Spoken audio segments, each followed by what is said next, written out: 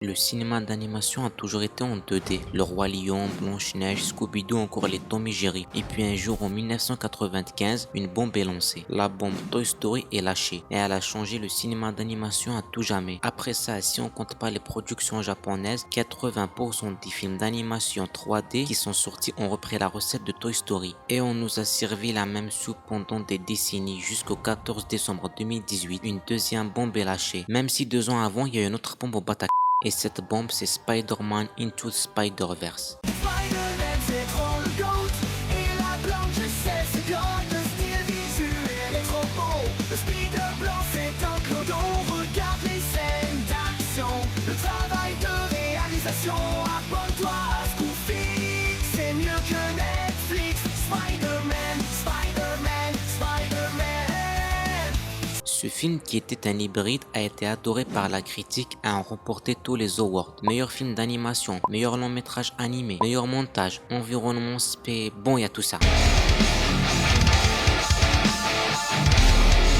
Mais surtout, il a changé le cinéma d'animation à tout jamais. On ressent déjà son influence. Le Chapeauté 2, les Mitchell contre les machines, Nimona. Bref, dans la majorité des films d'animation 3D qui sortent, on voit déjà l'inspiration. Bon, pour mieux développer ce que j'ai à dire, faut qu'on parle vite fait des films qui sont inspirés de Spider-Man. Et comme exemple, j'en ai pris 5. Et on commence par le positif, Nimona et le Chapeauté. On a là l'exemple parfait des films qui se sont inspirés de Spider-Man et où ça a fonctionné. L'animation était au top, mais elle a été au service des histoires racontées. Dans les deux films, on a des belles scènes, d'excellentes intrigues et des moments touchants, et l'animation était là pour compléter tout ça. Mais malheureusement, ce n'est pas toujours le cas, et c'est ce qu'on va voir. Le film Tortue Ninja de 2023. Mais avant, remontons dans le temps jusqu'en 2007, où il y a eu un autre film d'animation, les Tortues Ninja. Le film a, selon moi, la meilleure histoire et la plus originale de tous les films Tortue Ninja. Les personnages sont bien écrits, les relations entre les frères aussi, mais malheureusement, l'animation faisait vraiment tâche. Elle était très cheap. Une journaliste du New York Times a même reproché la mauvaise animation au film. Et il y a eu un jeu vidéo sur PS2. Et dites-vous que le jeu vidéo était limite plus beau que le film. Mais du coup, le film est sorti en 2023. L'animation est meilleure. Oui, elle est meilleure, mais les personnages et les scénarios sont à chier. L'humour ne marche pas et même les scènes d'action étaient ridicules. Il y avait que l'animation qui était bien en vrai. Et par exemple, on peut reprocher la même chose au film Les Bad Guys. Et là, c'est encore pire parce que les Tortues Ninja, on les connaît tous. Tout le monde a déjà lu un comics, vu un film ou un épisode des différentes séries. Donc, pour s'attacher aux personnages, c'était simple, mais pas pour les Bad Guys. Il y avait tout à construire, mais ça ne fonctionne pas vu que c'est bâclé. Ça se résume à des animaux considérés comme méchants, du coup ils sont obligés d'être méchants, ou encore le personnage du maire qui a une place importante mais qui est pas du tout développé. Le scénario est vraiment bâclé et il y a une scène qui illustre parfaitement ça. À un moment du film, ils sont enfermés dans la prison la plus sécurisée. Ils sont encerclés par des centaines de flics. On veut voir comment ils vont faire pour évader. Et là, transition sur une animation trop cool. Regarde, on sait pas comment ils ont fait mais ils sont libres.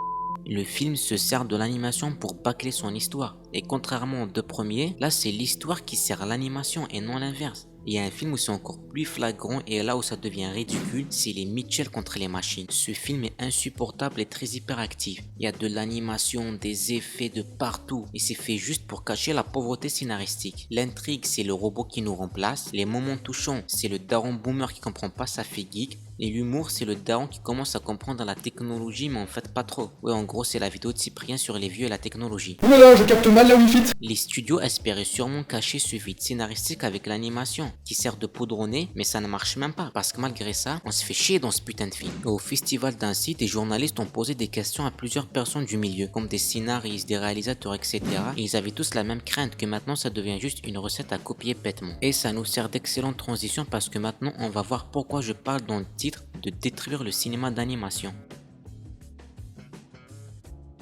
Après le succès des films Spider-Man, les réalisateurs devraient se dire « Ah ouais, ils ont pris des risques, ça a marché, venez on prend des risques. » Mais malheureusement, ça n'a pas été ça. Les réalisateurs se sont juste dit « Ah ouais, le style d'animation a beaucoup plu quand même, venez on refait la même. » Et c'est dans ce sens-là que je parle de destruction. Les réalisateurs vont tout miser sur l'animation et nous sortir des merdes sans nom. Parce qu'ok, il y a toujours eu des films d'animation nuls, mais ça n'a jamais été aussi facile à cacher. Juste une animation à un montage hyperactif. Je dis pas ça pour rien. Le film Les Mitchell contre les machines est très bien noté parce que la super supercherie a fonctionné. On vous sert un film de merde avec une animation hyperactive et vous allez pas voir la doute parce que vous serez trop hypnotisé par la réalisation épileptique. Et parmi 5 films qui ont repris le style d'animation, il y a que 2 qui sont réussis. Donc c'est une minorité. D'ailleurs, j'aimerais corriger un truc que tout le monde dit, mais qui est faux. Spider-Man Into Spider-Verse n'a pas révolutionné le cinéma d'animation, il l'a juste démocratisé. Pour ceux qui ont vu ma vidéo sur les pires flops du cinéma, la partie sur Simbad et les 7 mers, j'avais dit ça. Et l'animation, putain, déjà que l'animation 2D pour l'époque, elle était pas ouf, mais là ils ont essayé de faire des dingueries en rajoutant des Pokémon bizarres en 3D. Et bordel que c'est moche. C'est un film sorti en 2003. Ça n'a pas fait de bruit juste parce que là c'est un film de merde et le mélange est très mal fait. Et si on creuse vraiment, il y a plein de films qui ont déjà fait un mélange de 2D 3D. Le Géant de Fer l'avait fait, mais dans très peu de scènes. Juste Spider-Man l'a mieux fait et l'a beaucoup mis en avant. Et si vous voulez parler d'originalité, il y a toujours eu ça. Roger Rabbit, mélanger réalité à animation. Ou encore La Grande Aventure Lego, qui mélangeait Lego, pâte à modeler, prison vue réelle, etc. Des films originaux, il y a toujours eu ça. Et on peut encore creuser plus profond, parce que je suis sûr que si on cherche dans le cinéma d'animation asiatique ou européen, je suis sûr qu'il y a déjà un film entièrement en 2D et 3D. Juste c'est pas Spider-Man et c'est pas Hollywood qui s'occupe de la promotion, donc il a pas fait de bruit. Dire que Spider-Man Into Spider-Verse est le premier à avoir fait ça, et surtout que ça fait longtemps qu'on n'a pas eu un film d'animation original, c'est faux. Comme l'a dit Dinos, rendre à César ce qui appartient à César, faut aller que tout appartient à l'Afrique. Bon après c'est vrai que si l'Afrique c'est Simbad et les 7 mers, mais